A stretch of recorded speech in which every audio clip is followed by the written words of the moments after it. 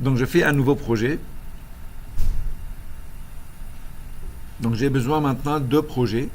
Lui, je vais choisir le CPU Lumulator. Je peux faire ici PLC1. Donc je l'ai appelé PLC1 juste pour ouvrir PLC1. Pour l'identifier, je vais mettre ici le CPU dans le slot 2. Donc PLC1, slot 2. Le deuxième, je vais le mettre dans le slot 5. Ok, je fais Next.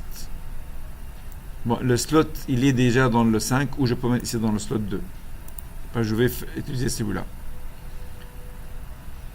Finish. Bon, j'ai démarré la première projet. C'est ça, donc le travail 4 ici. Vous voyez ici, j'ai deux automates. C'est ça ce qu'il faut faire. Si on encore voir la référence speed. Donc on a deux automates. PLC1 va produire 5 mots. Ok. Lui, il va faire encore pour qu'il soit consommé par le PLC2. PLC2 encore, il va produire encore 5 mots pour qu'il soit consommé par le PLC1. Donc on a besoin soit l'automate L32E ou L32ER ou l'émulateur, puisqu'on est à distance avec l'émulateur, mais je vous conseille de le faire encore avec le vrai automate. C'est faisable à distance, parce que toutes les automates sont déjà connectés ensemble. Mais puisque maintenant je vous donne ça sur l'émulateur, on fait ça sur l'émulateur. Ok. Ça c'est maintenant l'automate. Moi je veux ajouter maintenant le deuxième CPU. Donc je peux faire ici configurer new. Si j'étais dans le vrai automate, il faut que j'ajoute l'autre automate. Lui maintenant je vais prendre l'émulateur encore. Parce que je travaille, les deux sont émulateurs. Donc j'ai pris maintenant le L. Et lui maintenant je vais l'appeler PLC2. PLC2 pour l'identifier. Quel slot? Slot 5. Donc moi je suis dans le slot 2, j'ai ajouté le PLC2 qui est dans le slot 5. PLC2. Donc il n'y a pas d'autre chose ici. C'est juste j'ai mis le slot et j'ai fait OK. Maintenant j'ai deux choses ici. J'ai l'émulateur, slot 5, slot 4.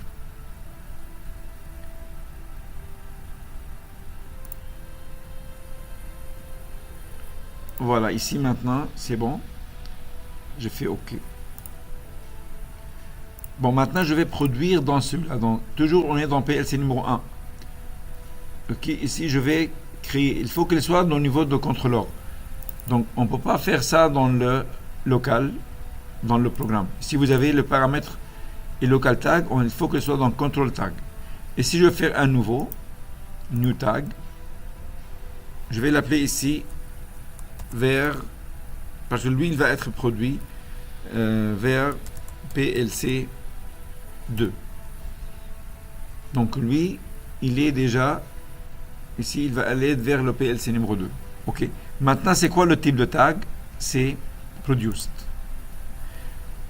Data type, si je le laisse comme ça, il faut créer 5 mots, mais à la place de faire ça, je peux juste ici venir faire ici dimension 5. J'ai créé un tableau maintenant. Je fais encore create. Je viens de créer 5 mots. J'ai pas besoin de répéter la même chose 5 fois. Parce que le fait que j'ai mis tag 5, array de dimension 5, il va me mettre 5 mots. Bon, maintenant l'idée, who active, je veux communiquer avec l'automate et je fais download. Donc quand je download, lui, il va prendre le matériel, il va prendre encore. Donc je peux faire ici.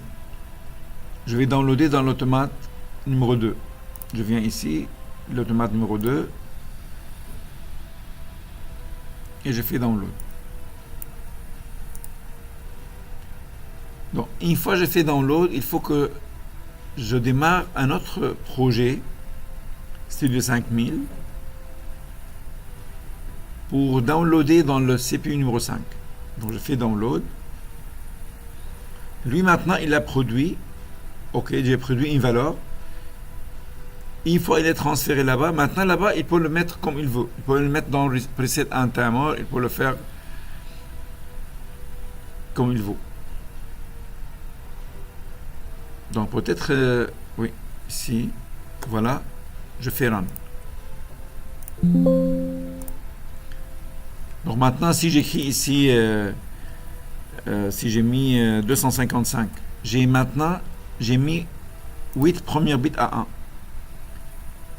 J'ai produit ça, mais il n'y a aucun consommateur. Maintenant, si je le consomme dans l'autre, il va changer la valeur selon maintenant lui.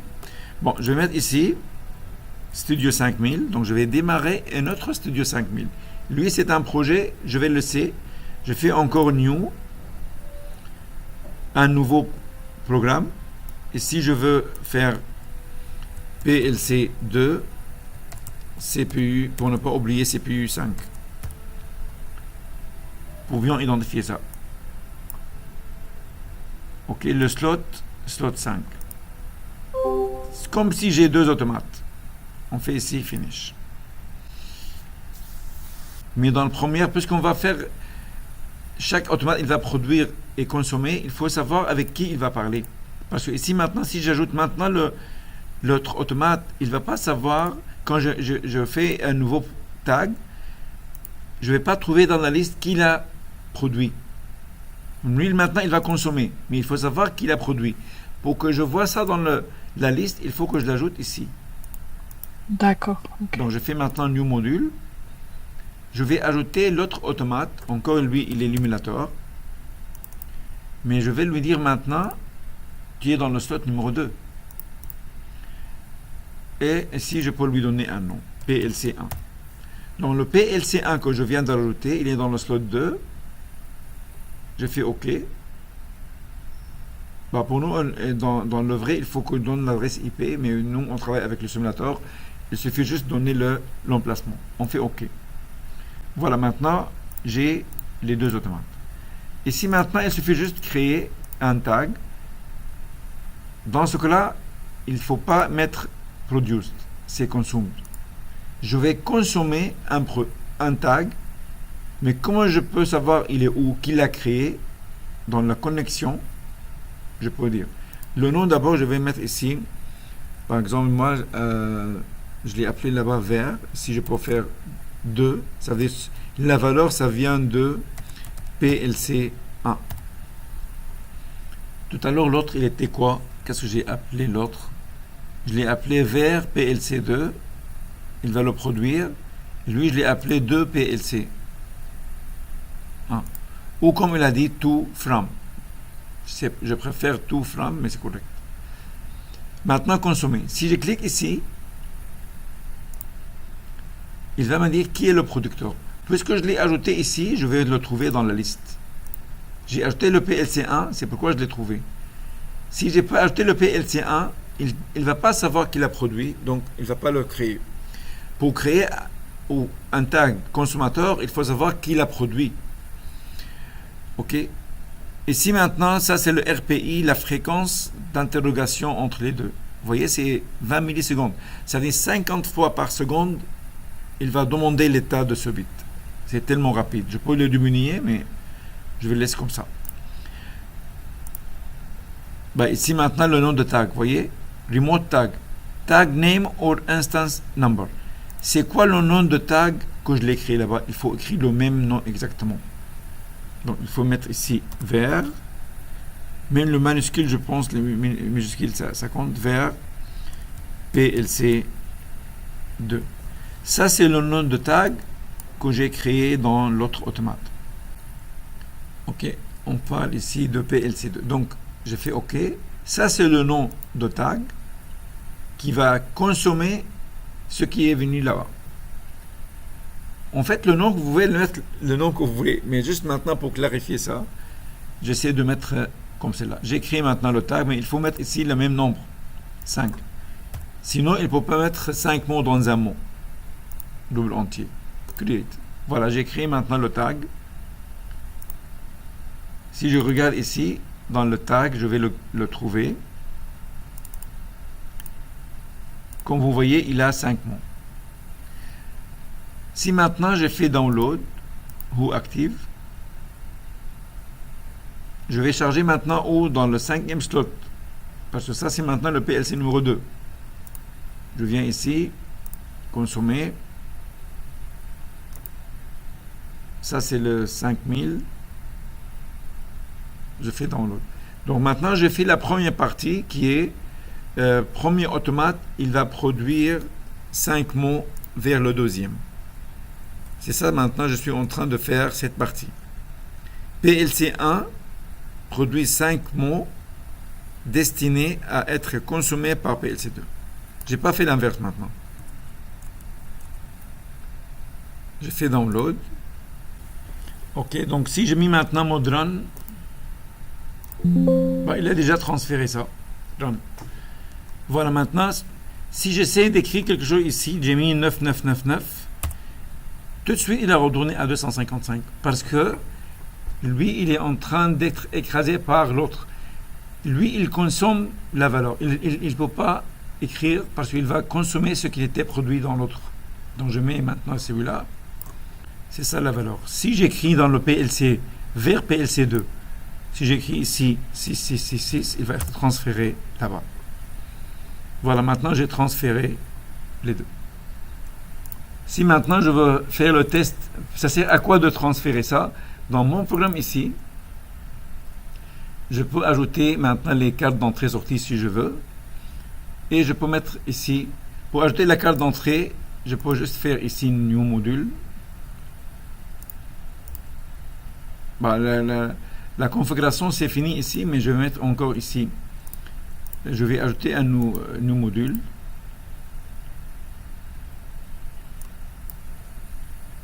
Bon, peut-être le reste, c'est pas la peine de le dire. Vous savez comment le faire si je veux faire ici générique.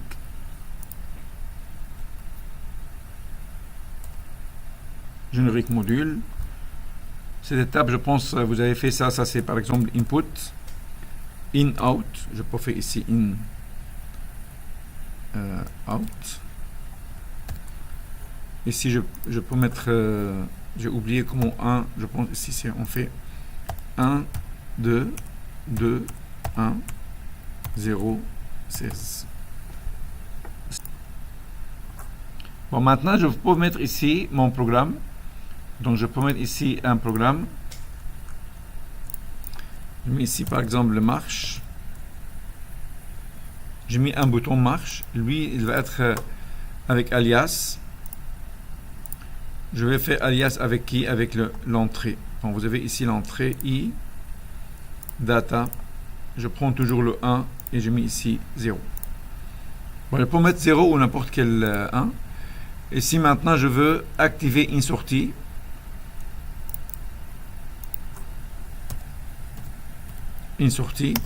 la sortie, ça va être vers PLC2. Je prends le bit.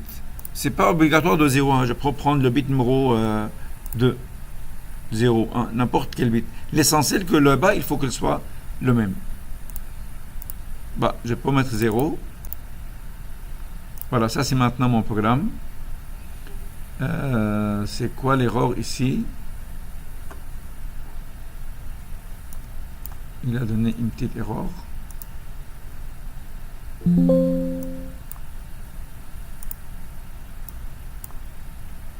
Monsieur? Ah, j'ai perdu le bit, oui. Est-ce qu'à distance, on peut utiliser alias, monsieur? Oui. Si on fait avec l'émulateur, oui, tu peux faire ça. L'alias. Donc, ici maintenant, je vais mettre le mot numéro 1 juste pour vous dire. Le 1. Bon, c'est sûr, l'alias pour l'input, avec l'input physique, tu vas le forcer. Donc, c'est mieux d'utiliser juste la base. Mais alias, il faut forcer le input. Mais puisque maintenant, je travaille avec l'émulateur, je peux le faire comme celle-là. Donc, lui, maintenant, ça marche. Je vais faire download. Donc, ça veut dire, moi, dans le premier mot, j'ai utilisé ça. Le mot, il est là. Ça, c'est le mot. Donc, si maintenant, j'active le bit ici, l'entrée, il va activer le mot ici, le bit, le premier bit. Il va avoir 1 dans le deuxième automate. Donc, ce qui est à droite, c'est le deuxième automate. Ce qui est à droite.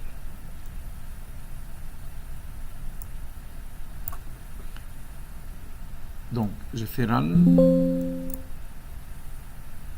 Voilà, donc maintenant, si je fais toggle bit ici, vous voyez, j'essaie de toggle bit, ça marche pas. Pourquoi? Parce que c'est un émulateur.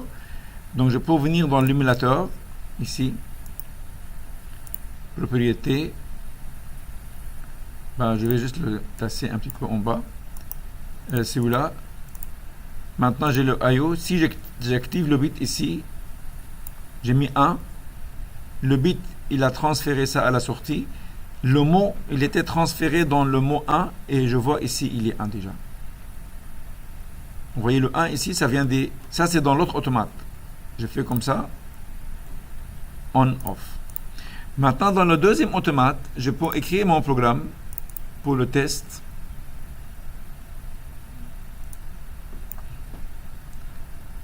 Donc, dans mon deuxième programme, ici, maintenant, je vais démarrer le moteur. Donc, je vais démarrer le moteur ici. Le mot ici, ça vient d'où? Ça vient de... Donc, je prends le mot 1, le bit 0. Où est-ce que je vais le mettre? Je vais le mettre dans l'output. Donc, ici, je vais démarrer mon moteur. Donc, le moteur, maintenant, si je ne l'ai pas défini, le moteur, je peux le définir. Sinon, je peux ajouter la carte d'abord. Je ne sais pas encore si je peux l'ajouter en ligne. Je ne pense pas que je peux l'ajouter en ligne. New motor. Donc, si j'ai fait maintenant base.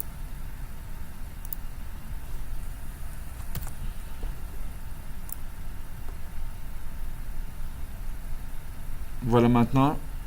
À partir du premier automate qui est là, je peux démarrer et arrêter le moteur qui est dans le deuxième. Je fais on-off. C'est sûr, je peux ajouter la carte de sortie ici pour faire la base, mais c'est ça l'avantage de transférer plusieurs mots, que toutes les bits ici, tu peux l'utiliser. Si je sais maintenant utiliser un bit ici, regarde, je vais mettre ici 1. Il ne va pas accepter. Il va le remettre à 0. Parce que lui, maintenant, il a dit toutes les valeurs qui est dans ces mots, dans les 5 mots, il vient de l'autre côté. Si je sais maintenant de mettre ici 200, tout de suite, il est écrasé. Je mets ici 5000, il est écrasé. Parce que tous les bits, ils viennent de l'autre côté qui est dans le tag ici. Maintenant, si j'écris quelque chose là, il va être transféré là-bas. Donc, je peux écrire ici 9999. Il va être transféré. 888. Donc, je peux mettre maintenant 75, parce que j'ai mis 32 bits x 5. Donc, je n'ai pas besoin. Si tu fais ça, c'est largement suffisant.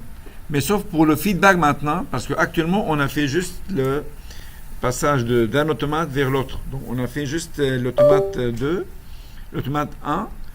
Lui, maintenant, le 1, il a envoyé l'information vers le 2. Avec la flèche qui est comme ça. Lui, il a produit, lui, il a consommé. Si maintenant je veux faire l'inverse, il faut que je fais les deux maintenant, il va produire, lui, il va produire un tag. Je peux l'appeler ici vers PLC1. Et si maintenant je fais une autre consommateur qui s'appelle 2 PLC2.